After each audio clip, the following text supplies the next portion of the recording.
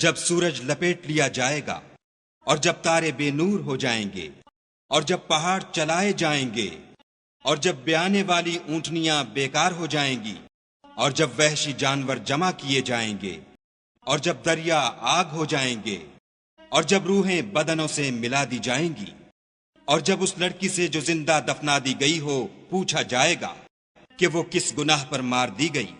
اور جب عملوں کے دفتر کھولے جائیں گے،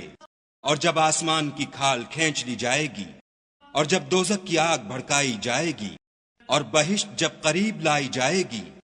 تب ہر شخص معلوم کر لے گا کہ وہ کیا لے کر آیا ہے۔ ہم کو ان ستاروں کی قسم جو پیچھے ہٹ جاتے ہیں اور جو سیر کرتے اور غائب ہو جاتے ہیں، اور رات کی قسم جب ختم ہونے لگتی ہے، اور صبح کی قسم جب نمودار ہوتی ہے، کہ بے شک یہ قرآن فرشتہ عالی مقام کی زبان کا پیغام ہے، جو صاحب قوت مالک عرش کے ہاں اونچے درجے والا سردار اور امانت دار ہے۔ اور مکے والو، تمہارے رفیق یعنی محمد صلی اللہ علیہ وآلہ وسلم دیوانے نہیں ہیں، بے شک انہوں نے اس فرشتے کو آسمان کے کھلے یعنی شرقی کنارے پر دیکھا ہے، اور وہ پوشیدہ باتوں کے ظاہر کرنے میں بخیل نہیں،